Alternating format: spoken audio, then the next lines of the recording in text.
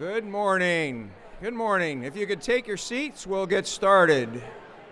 It's great to hear everybody having conversation, and welcome, and we'll get started here in just a second. If you can take a seat. Thanks. Mayor Kathy Clark, welcome.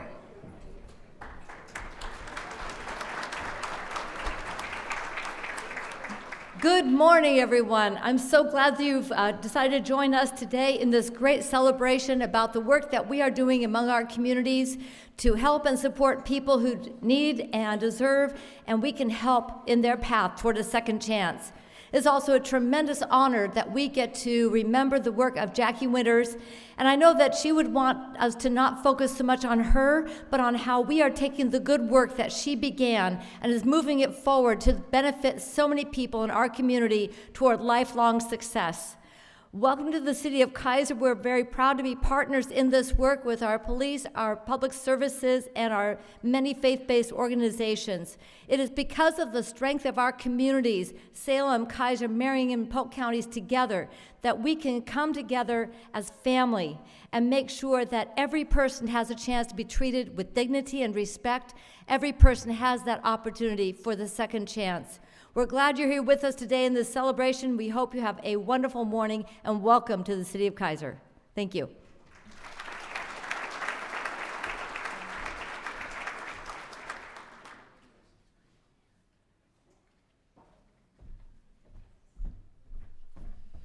Well, thank you, Mayor Clark, and the council for, I just want to say thank you from all of us, because they have donated the facility here for us today.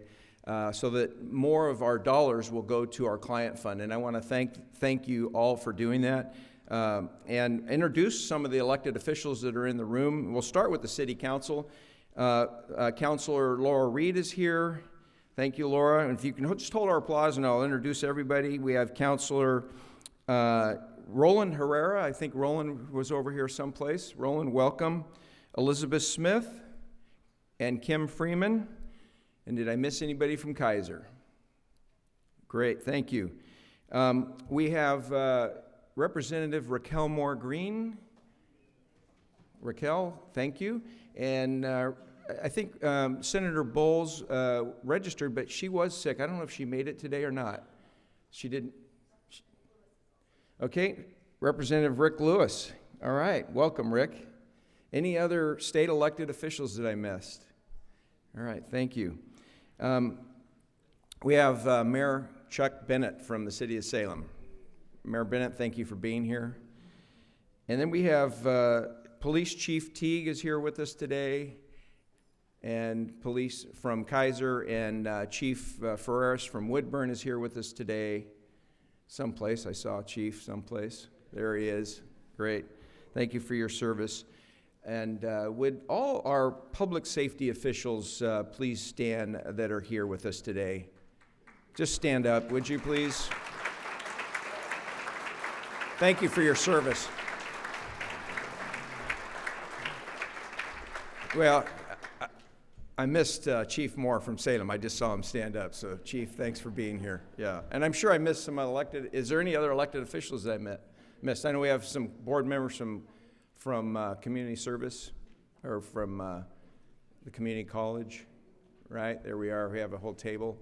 Great. Thank you for being here today. And then I want to recognize two of my colleagues that I know are in the room today. Commissioner Colm Willis is here with us. Colm, you want to stand? And Commissioner Sam Brentano. Sam, where are you? There you are. Great. I want to thank them especially, and our staff, for all the work that's gone into this event today. I want to thank our sponsors. You have a flyer on your table that shows all the sponsors, and as a result of the donations from our sponsors and the in-kind donations that we've received, 100% of anything that we get today will go to our client fund to help the clients that this program is all about. Last year, I participated in the Second Chance tour with John V.F. Martin from Dave's Killer Bread. And we both serve on the Governor's Reentry Council. And we took the tour around the state trying to knock down barriers to employment for people who needed a second chance. And bringing this event to Kaiser outside of Salem is kind of a symbol of saying we need to do what we're doing in Marion County and not make it just Salem-centric, but take it out to the whole county, because a lot of our clients and a lot of the citizens need these services throughout the whole county. And so bringing this today to Kaiser is kind of a symbol of saying we need to go more with our outward mindset and looking out throughout the county. We know that it starts with each one of us and how we look at individuals, and you're going to see and hear from Jackie Winters today and a few others about an outward mindset and continuing to look outward and focus on individuals and how important that is. Before I introduce our guest today, one of our special guests today, we would not be here today if it wasn't for former Commissioner Janet Carlson. And the last 10 years, this is our 11th annual breakfast, but the first 10, Janet was the leader of that. And it was a great honor to serve with her. And we want to thank and recognize Janet Carlson for all the work and that she's done in the past.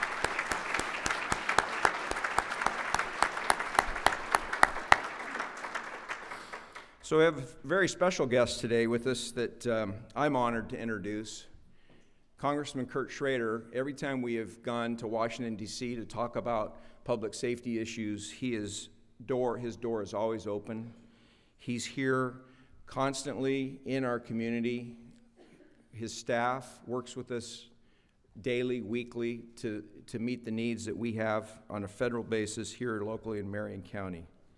They supported grants and many things that you're going to hear about today and that you see that you won't even hear about today that we do in Marion County to make our community safer for everybody and to change lives.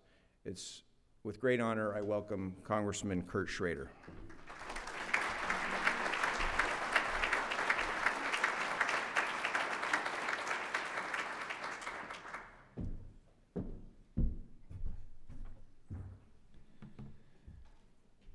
Well, it's great to be home, let me tell you.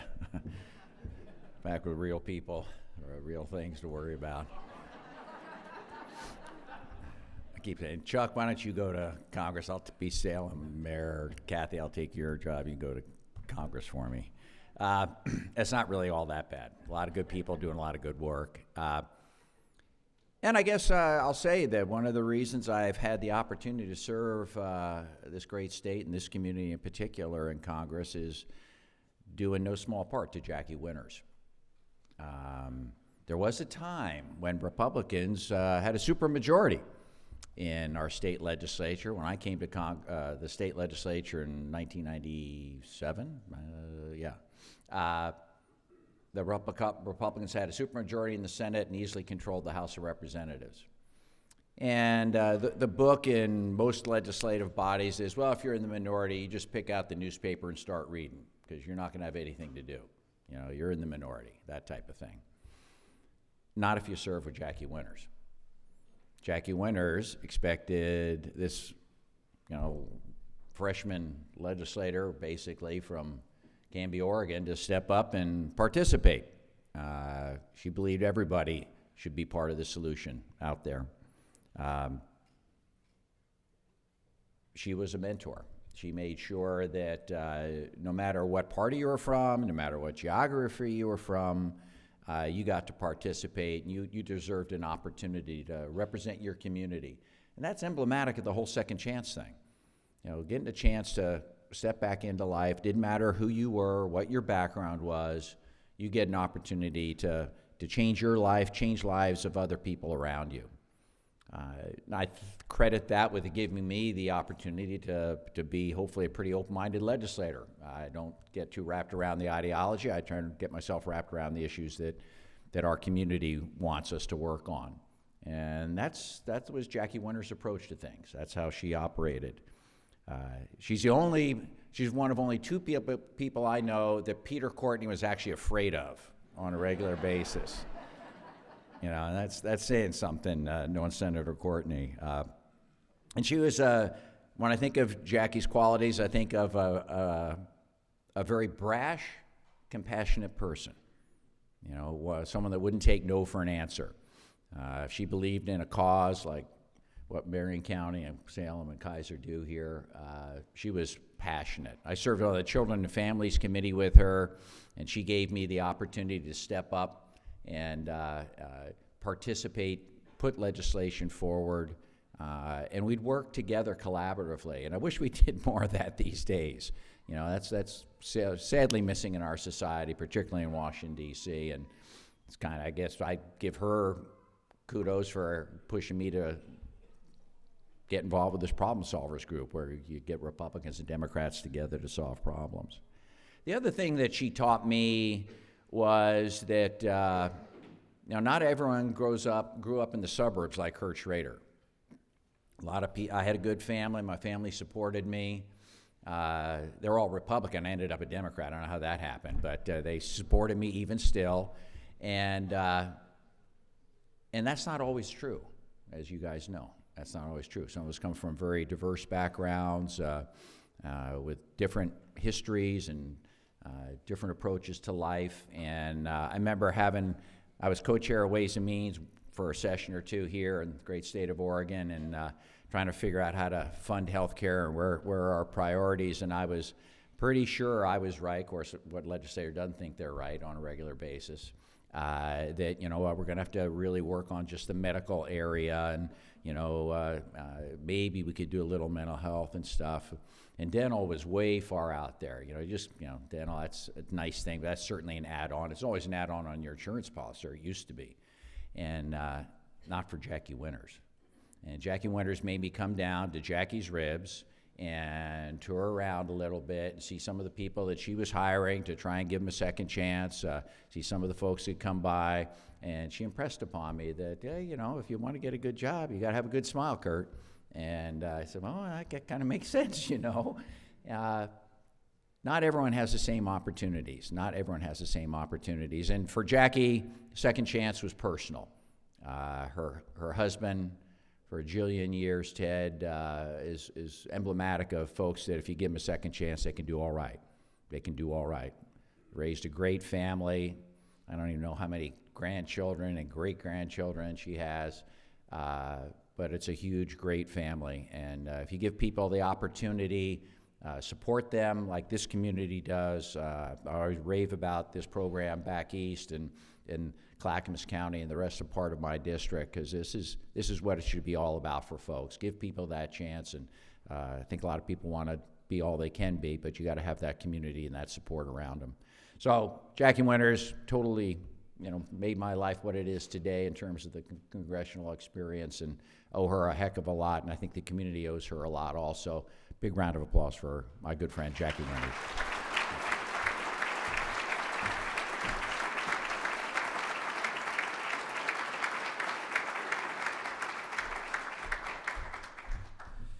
Thank you, Congressman Schrader. It's great to always have you in our community. Somebody that I neglected, Fritz Graham, you're here from Senator Ron Wyden's office. Fritz, thank you for being here today. And again, the senator's always open and available for us when we need support for this type of work, and we really thank you. Both our U.S. senators are. So as I prepared for this this breakfast this morning, I went back and watched Senator Jackie Winters' speech that she gave in 2010. It was our second annual breakfast.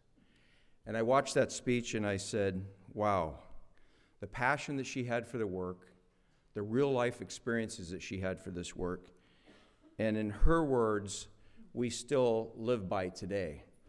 So we don't have enough time to watch that whole speech, but we've cut it down, and we're going to show you some real important things that she said back in 2010 that still apply today.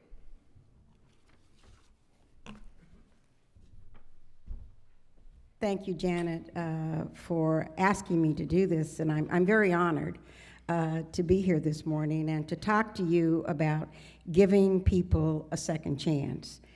Last night I was at an event, and so I was going to stay out a little later, and I said, no, I've got to go home so I can prepare my remarks to give to you this morning. And when I thought about it, and thought about giving people a second chance, or the theme that we're talking about more accurately of returning ex-offenders back to their communities with success. And the question that came to my mind is, why should we? I think that's the question that we ask ourselves not only today, but yesterday and tomorrow. And I asked myself the question, how many of you and I have fallen short? How many of us have regretted something that we did, wish that we had not done it, and wish that we had not participated in some act or situation that got us in trouble? And how many of you can remember someone who helped you in your journey in your life to adulthood? Whether it was a teacher, a friend, a pastor, a preacher, a business associate, or even a stranger. Someone along the line helped us to make this journey. But rather, the theme this morning is giving chances to individuals who are returning back into society from incarceration. Individuals who need our help bridging the gap from a system of confinement to a system of a free society. This inmate became a giver instead of a taker. He became a taxpayer instead of a drain on the tax system. He became a father of 4 stepsons. And I asked myself the question, why or what was it that made Governor McCall take the risk and have the courage to bring an individual on his staff who probably at the time, and if I've read the passages of some in this book, was one of the individuals who was deemed beyond redemption, who was deemed to have his life totally left inside the prison? Was it McCall's compassion? Was it McCall's focus on strategies that gave Oregon a return on its investment? And I use that term because my good friend Dick Whitnell is fond of telling us about the return on investment. Was it McCall's vision that he could take an individual and that individual became a taxpayer who could pay his own room and board and pay his child support payments and begin to become a taxpayer and taking care of his family? What was it that McCall was thinking about then that we must think about now? Was Tom McCall thinking about the principles of Oregon's Constitution, reformation, and redemption? Or maybe he was thinking about the Christian principles of forgiveness? Whatever Tom's motives and reasoning, I applaud him for his courage and risk that he took in hiring the person that later became my husband. As I thought about the theme, changing lives and building a safer community, I've also thought about the years of the McCalls and where we are today. And I have to tell you that the barriers to housing, the barriers to employment, the barriers to the stigmata of being an ex-offender, those obstacles are probably greater today than they were in 1968. Those obstacles of moving a person from the confinement back to our community, we have placed a lot more obstacles and laws in the way of people making that transition back. And I think that's a tragedy, because it's all of our hopes, at least it's my hope, that once an individual has paid, as we say, their debt, that we have the ability to forgive. We have the ability to assist those individuals back into our communities. Because certainly, each and every one of those individuals belong to someone. I think they also recognize something very important. Communities thrive and are vibrant when we are able to wrap our arms around those who belong to us. But you know what? I think this community is up to the task. I do. And I'm so pleased with the sheriffs and our law enforcement. Our whole community is here this morning to help us on this journey. And it is a journey. And I would like to say, you know, when I look back and I think about 2010, that we too have the courage and the conviction that a Tom McCall had in 1968.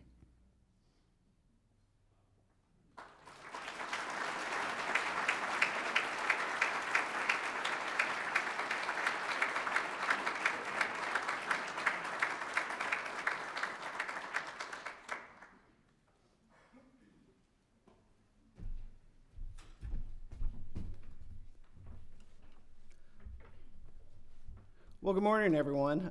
For those of you who don't know me, my name is Jeff Wood. I'm currently serving as the Undersheriff with the Marion County Sheriff's Office.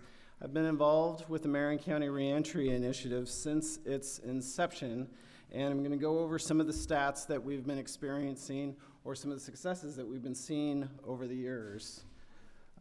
In turning, hopefully this works, great. In terms of where your dollars have been spent over the years, as Commissioner Cameron said, we have been doing these fundraisers for a client fund for the last 10 years. We're going on our 11th year. And these dollars have been used for a variety of reasons, but as you can see with this slide, we're not talking about grand expenses or grand purchases. We're talking about some basic elemental needs that our individuals are facing as they return from incarceration. We're talking about Oregon IDs. If all of us know you can't get a job, there are very few things you can't do without identification. We're talking about birth certificates. For some people who want to get their GED or further their educational aspirations, they need some short-term funding to help pay for those bills, for those tests, so to speak. And candidly, some people can't do a job if they don't have eyeglasses or something like that. And so again, these funds, although small, elemental in the basic necessities, they have a profound impact for the individuals who have these needs. As we move on to the next slide, in terms of looking at where your dollars are spent, as you can see, the vast majority goes towards the Demunis Resource Center.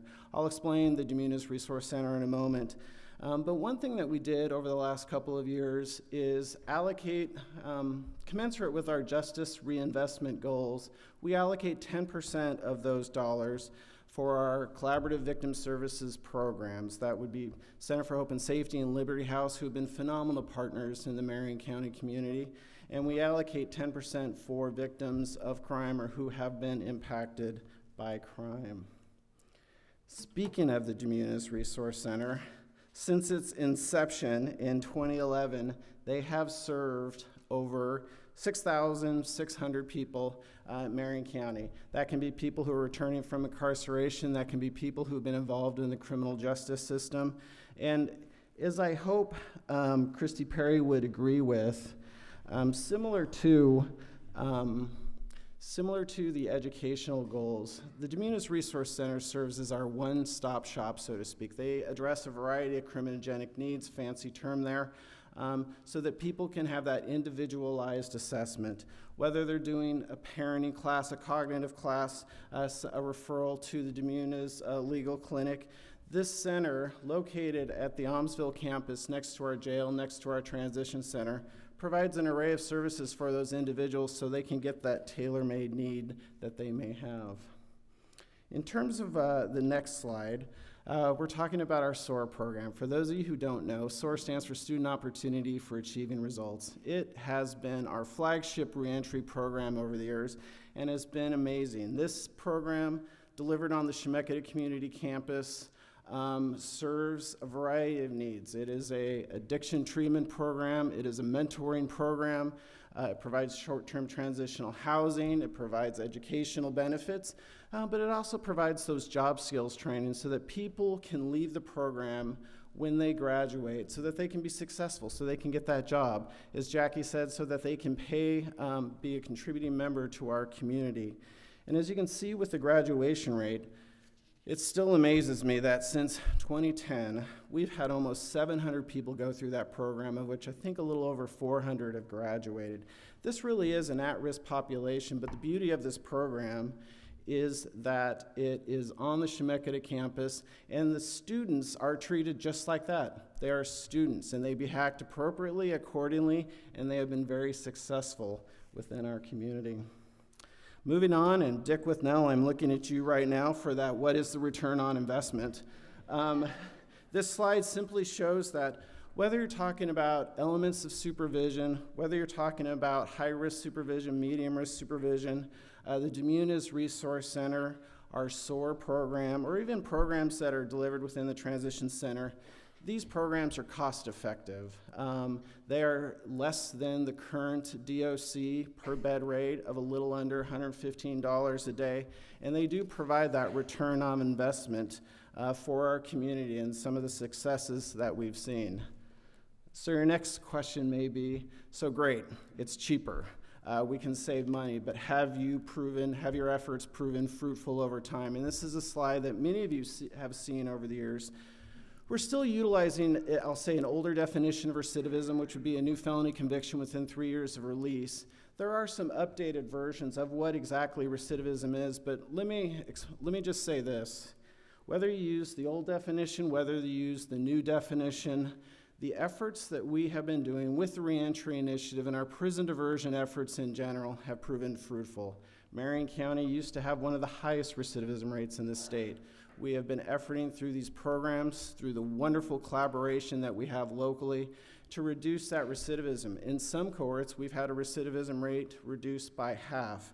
And so, yes, this has been a cost-effective model, but more importantly, and really what this means is, although recidivism is a very difficult word to pronounce sometimes for me, what it means is this: people are getting jobs, people are reuniting with family, people are contributing to our community, and they're becoming viable members within our greater Marion County community.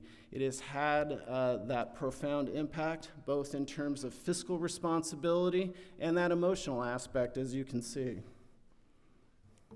And finally, I will leave you with this, and this is an ask.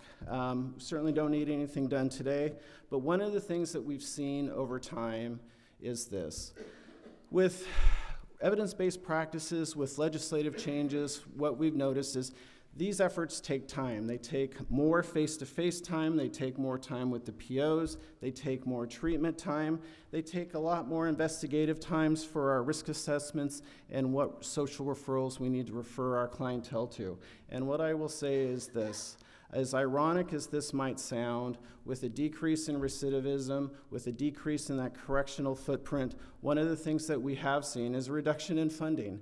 So we are a group here of problem solvers and advocates, and what I will leave you with is this: we may need your help as we go into future years. We've had 10 years of success plus with the Marion County Reentry Initiative. In order to get another 10 years of success, we may be asking for your help as we advocate for these programs in the future. Thank you, everyone.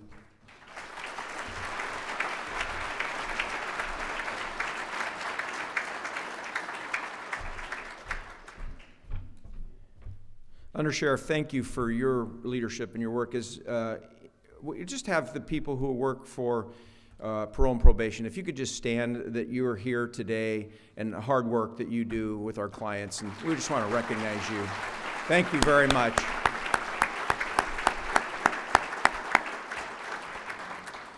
So let's just take a look at some of the good work that continues to happen currently in our community.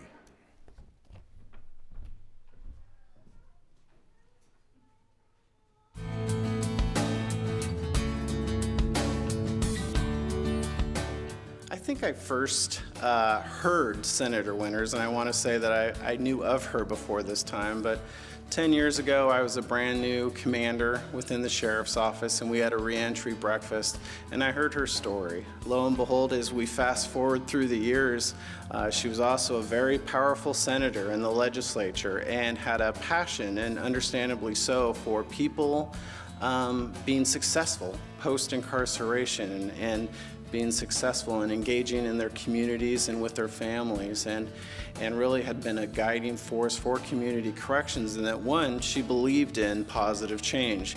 Two, she also had influence in terms of making sure that community-based programs, community corrections, was adequately funded and supported so that we can continue to do that good work. And the programs that she put forth and supported, whether it was through the funding that she got us, made a difference in so many people's lives and continue to do that today. So the work that she did was a result of her outward mindset, her heart towards other people. And we are benefactors of that today as we're sitting here. And our challenge, the challenge that we have before us today, is to continue that on and to look at ourselves, make sure we look outward and make a difference in people's lives, whether that's through the funding that you're going to provide, whether that's through the leadership you're going to provide, or whether that's through the mentorship and the companionship that you're going to give to somebody as a result of that they just need that.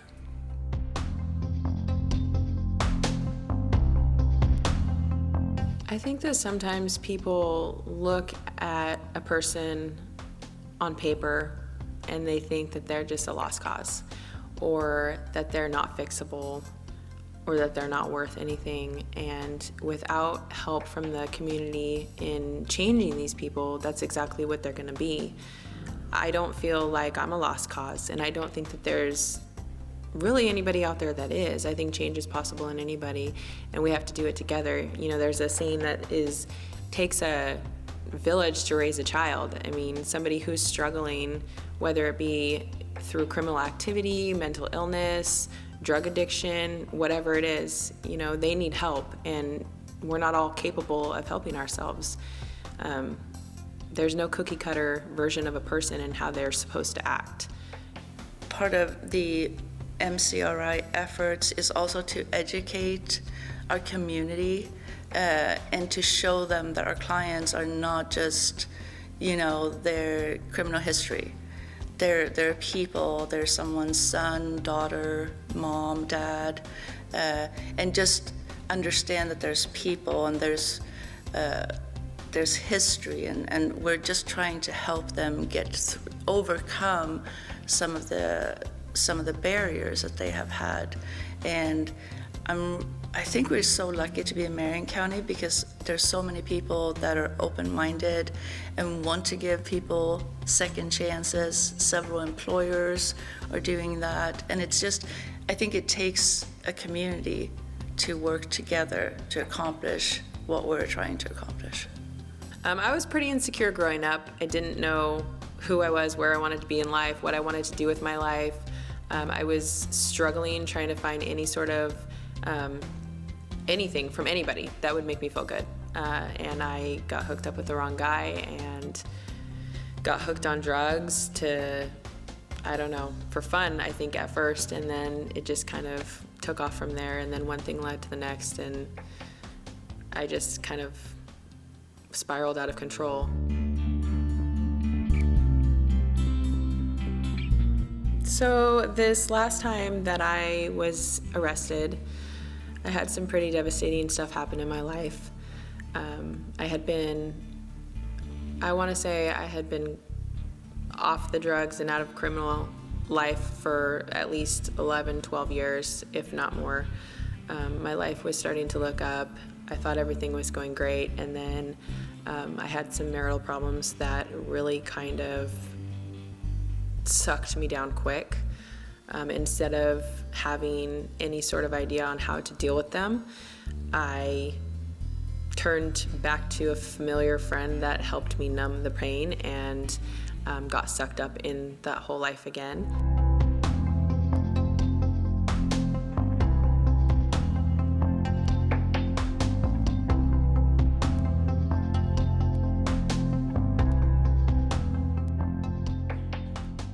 They offered me a deal to get into this program. I had no idea what it was. It was a brand new program.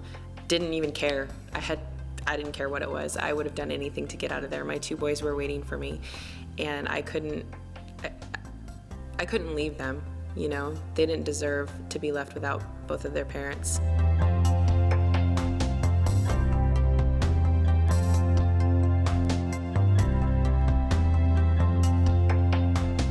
And being taken away from your parent, it causes a lot of damage to these children.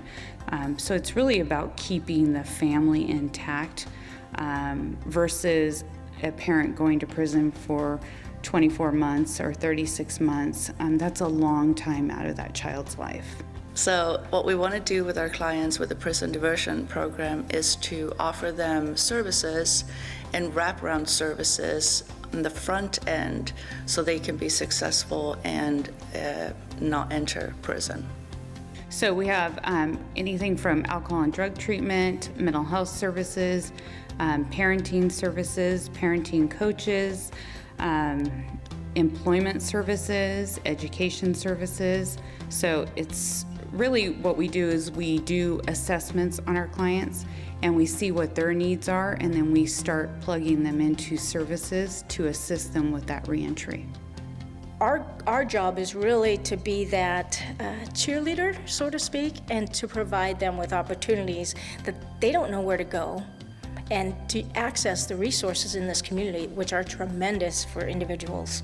And we have a plethora of people and community and businesses that want to help. We have a very strong community here in Marion County. And the support of having a mentor in the program was amazing. You know, I've never really had somebody that I could call and get any sort of advice from, or just talk to about my problems, or if I needed help finding clothes for an interview or whatever it was. You know, it was nice to have that there.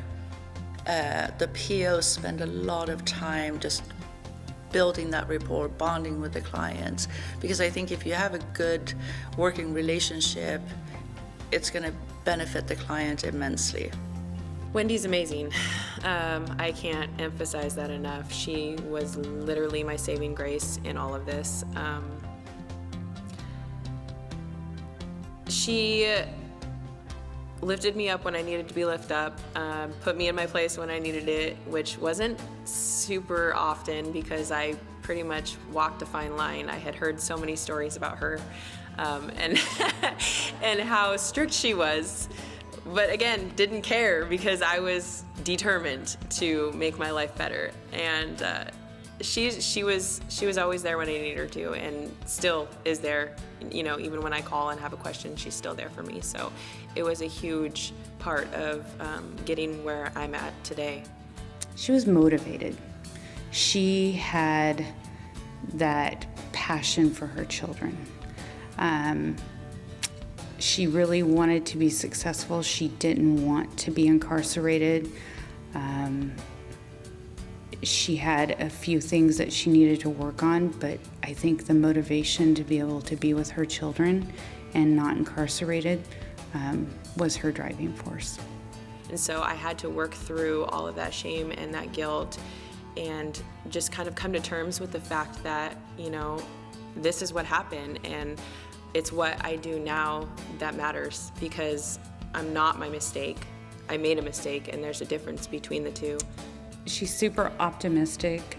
She has a great outlook on life. Very honest person. That people make mistakes, that doesn't make me a bad person. That, you know, life throws you lemons sometimes, and, you know, you don't always make the same, like, you don't make the right choices sometimes, and awful things happen to good people, and I'm not a bad person, and change is possible for sure.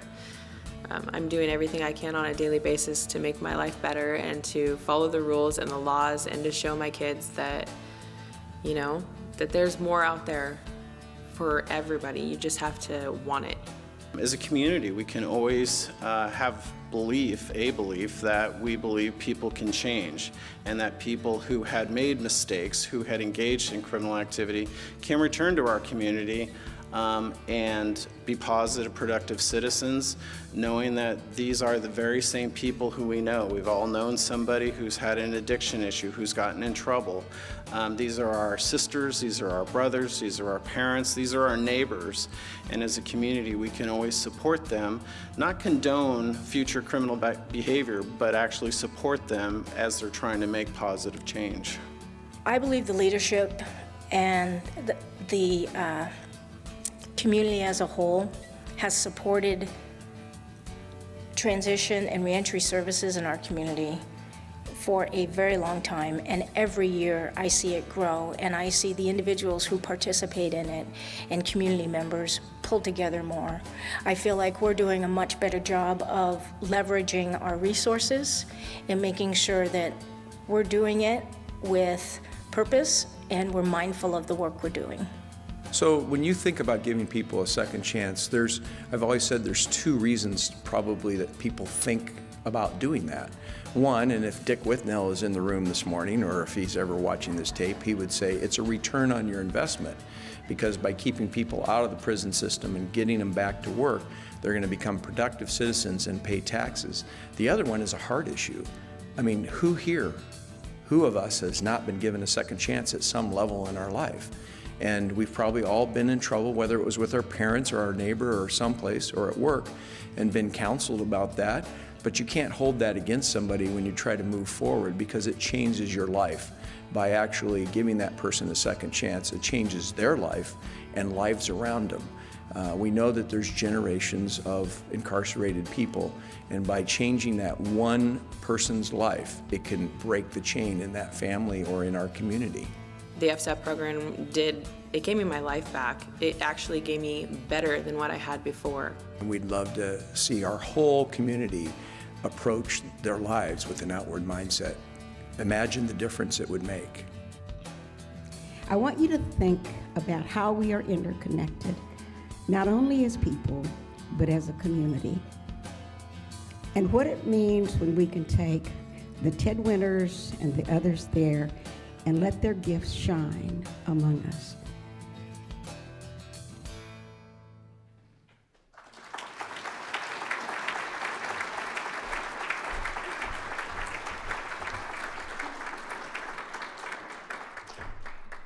It's pretty emotional to have Senator Winters with us today. Allie, are you here? I know you were here someplace. Allie, you want to stand? Thank you so much.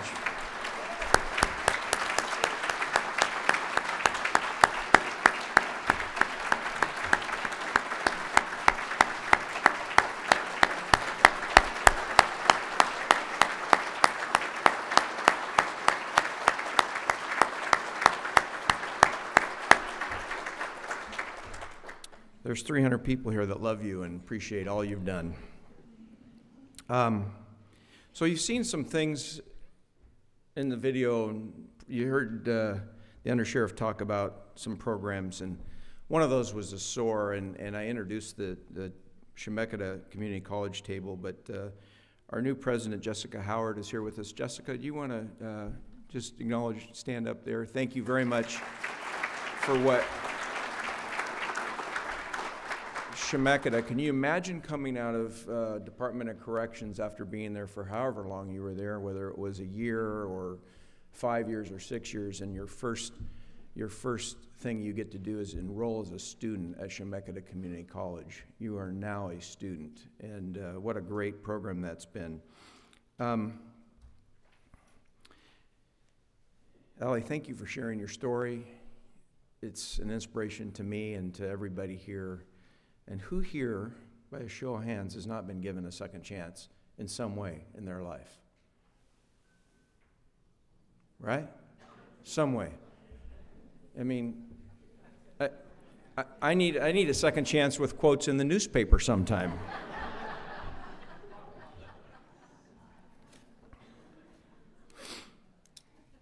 So if we just approach others with an outward mindset, and looking at what their needs are, it'll make a big difference in that person's life and in our life. And we have a very special guest.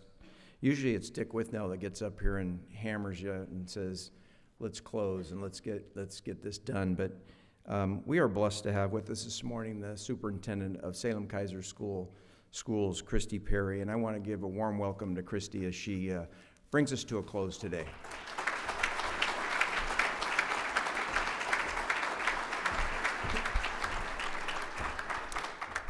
Good morning.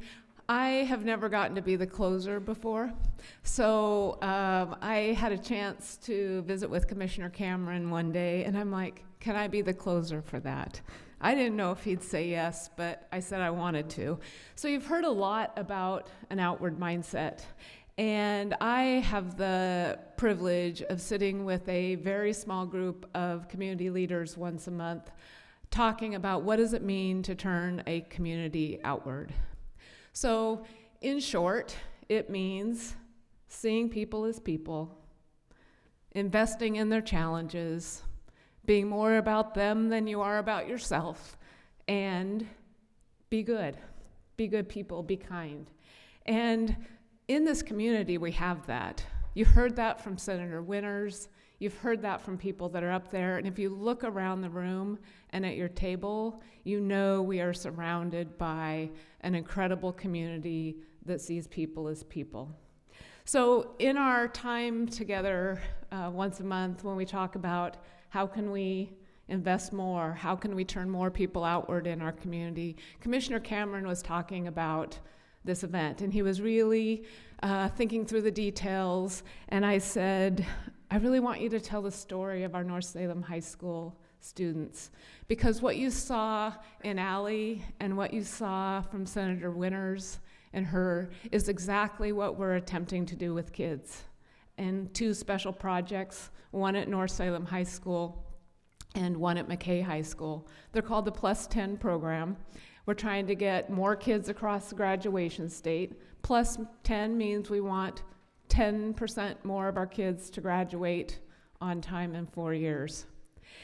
And what we found was the most important thing in getting kids across the graduation stage, especially in that senior year, was a caring adult that invested in them.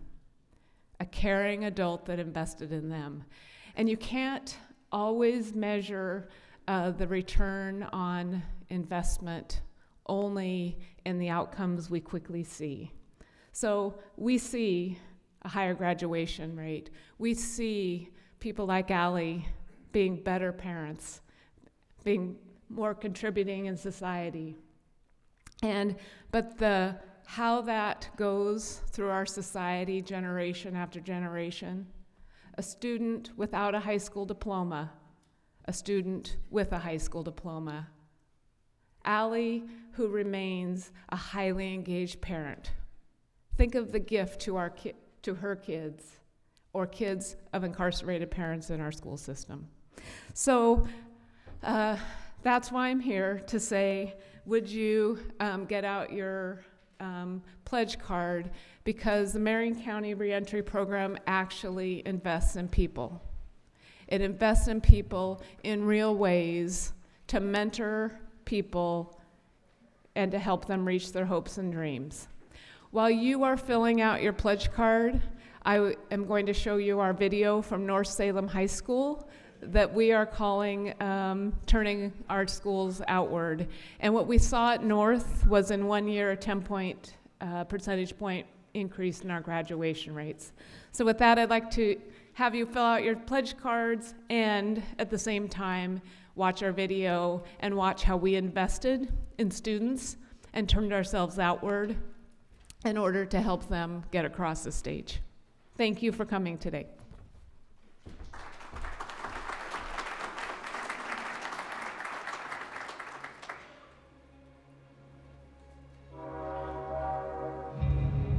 I was pretty much failing like 3 classes. I knew that I wasn't probably going to graduate from my junior year, so I just decided I'd start trying to look for work. When I was a freshman, I didn't really have that much responsibility. I didn't really care as much. I didn't really think this will affect me in the future.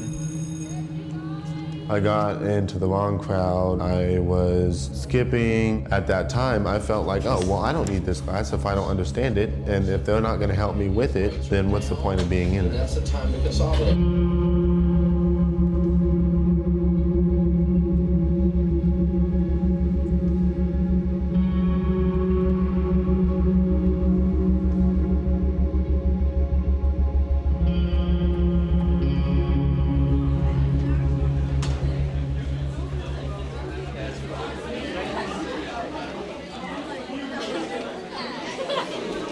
I'm down.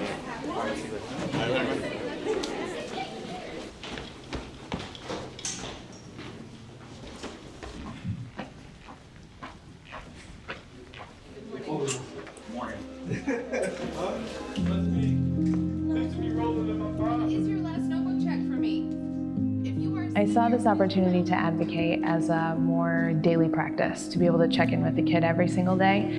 Look at you getting it done. I love it. They asked me to be an advocate for a senior, and it was an easy yes for me. With this, it was an opportunity to deepen the relationship and hear their story and find out what are the barriers for this particular student. I wrote Jason a really funny text when I found out that I was going to be his advocate. I told him that my boss had given me official permission to nag him. So he was like, "Ha ha, Mrs. Calder." I said, "No, really." With Miss Calder there, she was able to basically, come at me not as like a teacher, but more as a friend, like, hey, you need this, you need to graduate. The first rule of teaching is relationships, and as corny as it may sound, they don't care what you know until they know how much you care. It was a little bit slow at the beginning because he's more reserved and trust is not easily given out. At first, I just thought, oh, it's just another teacher helping me. But the more days pass, our bond got stronger. So he knew more things about me, I knew more things about him. There was a moment that I knew that he was really opening up to me, and that was when he was having a really bad day, and he came and wanted to talk, and he was willing to open up to me to tell me how he was feeling and what he was worried about. Yeah, I just felt honored that he would share those things with me. If an adult wanted to connect with a student, they would have to change their mindset about what their relationship is like to that student and maybe disintegrate some of those boundaries that they have with their students. I'm not just an adult and you're a kid. I'm not just a teacher and you're a student, but I'm a human and so are you. And so let's have a conversation.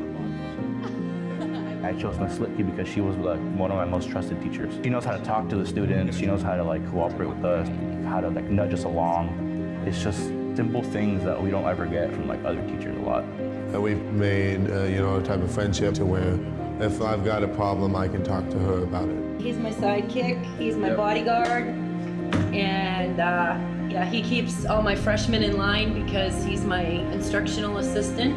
Yep. It's critical that we're looking through the world through the student's lens. And I think sometimes in schools we expect all students to behave a way that we're familiar with. That outward mindset of who is this child, this student, and what is it that they really need. And I would need to put my own biases aside and really get to know them and help make sense of their world with them. Having someone see him and see his struggle and ask him what it was he needed, I think that gave him a renewed sense of, hey, wait a minute, maybe I can do this. There's so much need at this school. So many students who I can't help, and sometimes that's paralyzing, but I've just reminded myself that it's worth it to help one person. Even talking with Matilde, who was We have advocate meetings, so it does make it easier on the individual when we can get together as a group, share our challenges, share our triumphs. Those are real moments for us. She can graduate. If it weren't for the advocate, Ms. Litke, I wouldn't be this close to graduating, honestly. She nudged me along every day, kind of inching me across this bridge of doubt. I think that deeply caring for these kids involves being, in a lot of ways, the things that they don't have. Like a parent or being their friend, noticing when they're gone, being there to listen when nobody will listen to them. It means giving them snacks when they're hungry. Around the oranges. No, the oranges. You can sit at the desk in front of mine. It just means being a positive adult in their life. I chose Mr. Barch as my advocate because he saw potential in me. No other teacher would pay attention to me. It doesn't matter where you come from or what hurdles you've jumped over, or how many times you've fallen down and how many times you've messed up, you can do it. I honestly think that if she wasn't there to, give out the extra hand, I probably would have not even made it to graduation. So I'm really glad and thankful for Ms. Colby. These students want the same thing the rest of us want. They want to succeed. I would like people in the community to know that our kids are survivors. So many of them just need a place to belong, and that it's up to them to help us here at the school and within the larger community to provide that space for our kids to feel like they have a space to belong. If they don't have that space, then my biggest fear is that they're going to fulfill all those negative stereotypes that people have about them instead of being able to be the people that they really want to be. I learned a lot of things about myself, and one thing I learned was that I can take myself to higher places that I didn't think I would. If a student has at least one person in their life that cares, that will go above and beyond for them, then they can overcome those barriers. They can make it to the finish line, and we can give them the best foundation possible for them to start their adult life.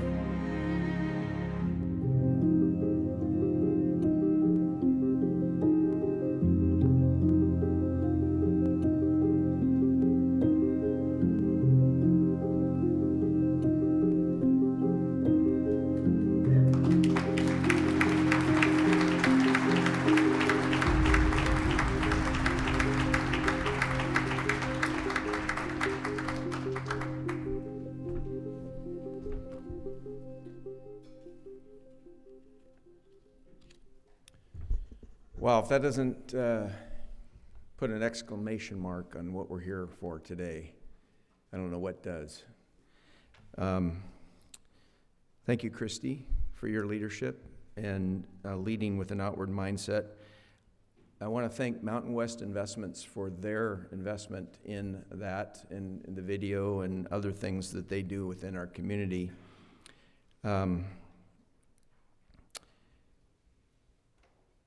We have a resource table in the back in case anybody wants to find out more information about what's going on in our community.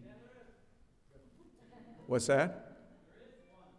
Yeah, we have resource table back there, right.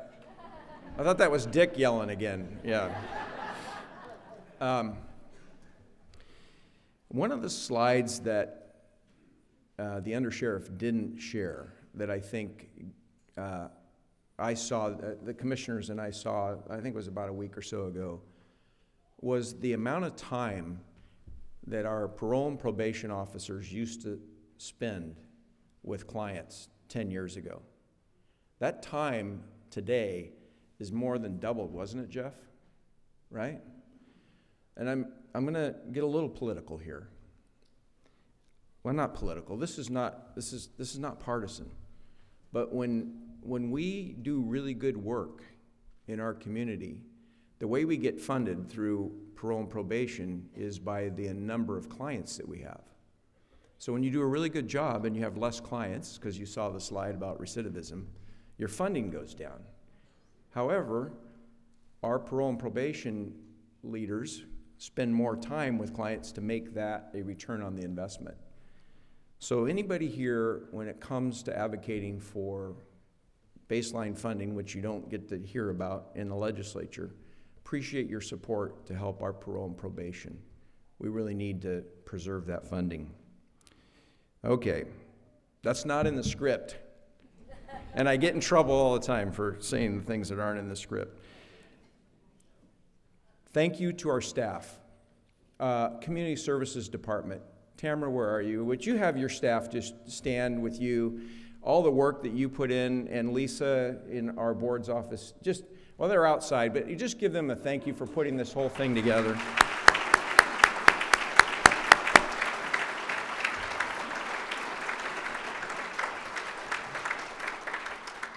And the last thank you goes to all of you who showed up today, and all those of you who filled out a form, whether it's your time, your treasure, your talents. Really appreciate it. And it is 8:30, and we are finished. Thank you very much for your support today.